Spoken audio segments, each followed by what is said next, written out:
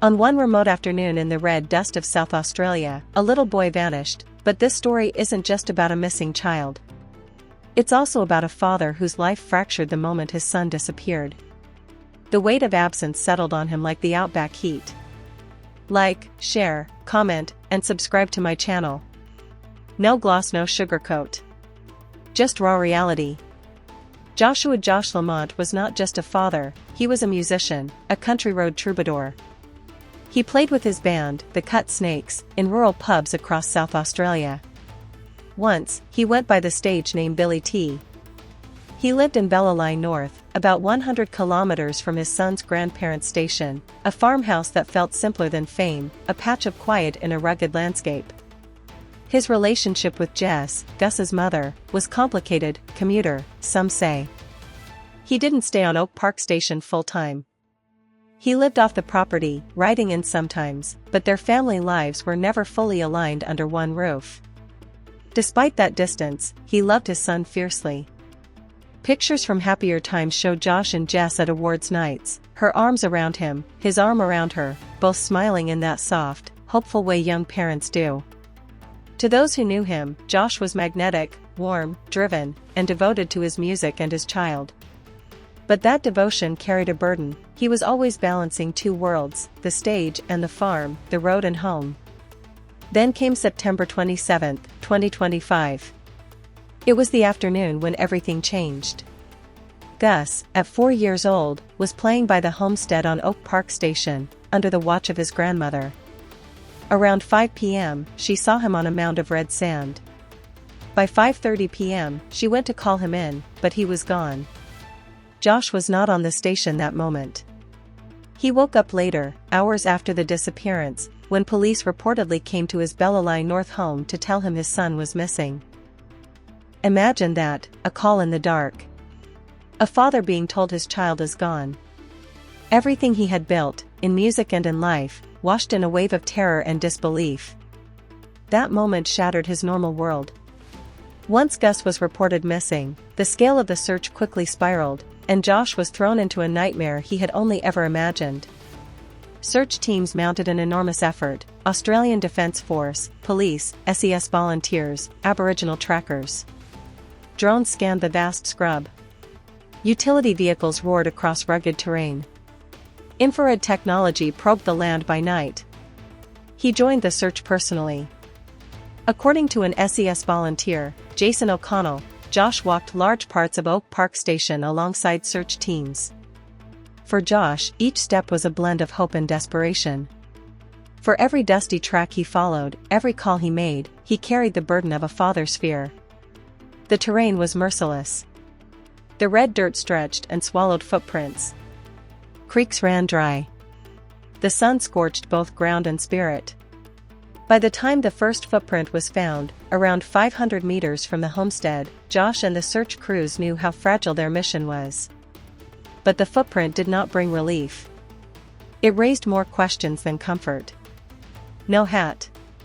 No toy. No sign of Gus's small boots or hat, nothing but that lonely print. For Josh, that footprint was both a clue and a curse, a single thread in a knot he couldn't yet untangle. In the weeks that followed, Josh's life came undone. He stayed with relatives in Adelaide, unable, or unwilling, to face the station alone. He rarely spoke publicly. There were no tearful pleas, no confrontational interviews. His heartbreak was private, his voice was quiet. But his grief was visible to those closest to him. The SES volunteer who walked with him said he was devastated, pretty close to his son. His brother, Samuel, it's reported, said Joshua was in no state to talk to anyone. In public statements, Josh allowed others to speak on behalf of the family. In interviews, a family friend spoke, "Our hearts are aching, we are holding on to hope." Meanwhile, the search officially shifted. What began as a rescue became a recovery. That was not just a change in strategy. For Josh, it felt like a shift in reality. The focus was no longer solely on finding his son alive. There was now a harsh acknowledgement that something tragically permanent might have occurred. Even as the search wound down, the investigation deepened, and Josh remained deeply tied into both. Task Force Horizon was established. This dedicated missing persons task force wasn't just going through the motions, they were doing everything possible, and Josh was part of that story. He was cooperating, walking the land, providing what insight he could from his knowledge of his son, their property, and the people. In mid-October, authorities resumed parts of the search, this time targeting the station's dam.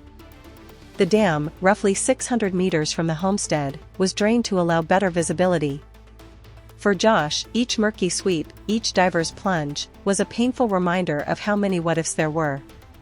Search teams also brought in survival and medical specialists, and survival skills advice shaped how they re-evaluated possible paths Gus might have taken if he'd wandered. Yet, through all that, there was no publicly disclosed sign of foul play. Police statements repeatedly maintained, there is no firm evidence of a crime. Still, Josh remained under extreme pressure, from the media, from himself, and from the relentless public intrigue. He had to answer questions, support the search, and wrestle with his own internal turmoil. What has emerged publicly about Josh's role and his relationship to the case is deeply human, but also fraught with tension. 1. Family tension.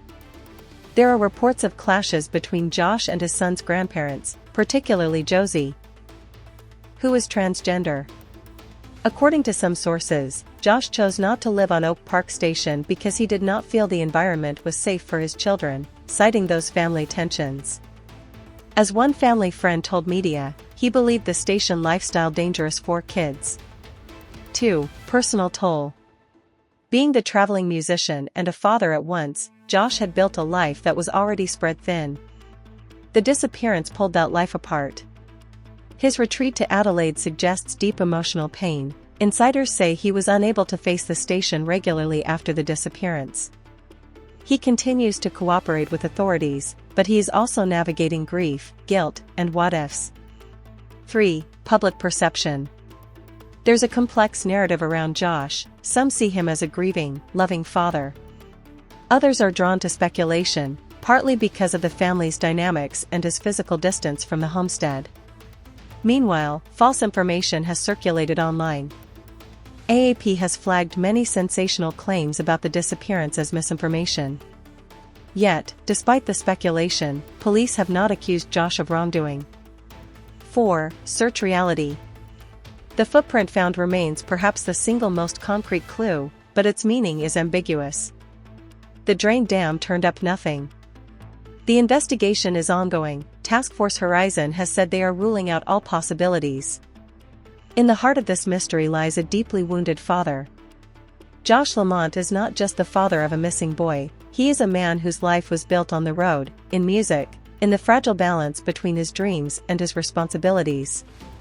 His absence from the homestead, once by choice, now feels like a painful casualty in a tragedy he never saw coming. What does it mean to be a father when your child disappears? Love versus distance. Josh lived far from the station, and the physical gap has raised uncomfortable whispers. But that distance doesn't erase his grief. If anything, it may have intensified it. Hope versus reality. For him, every day is a tightrope, hope that Gus might yet be found, and terror that the recovery phase acknowledges a very different outcome. Silence versus exposure. He hasn't been the loud voice in the media, yet his silence speaks volumes. And his vulnerability, when glimpsed, cuts through public speculation like a knife. Responsibility versus guilt. Questions swirl. Could he have done more? Should he have lived on the station? Could the tension with family have been addressed earlier? These are not just external, they are the kind of internal battles that can haunt a father's soul. In many ways, Josh's story is the story of every parent's worst nightmare, the moment love turns into fear, and everyday life becomes a search for truth in the void.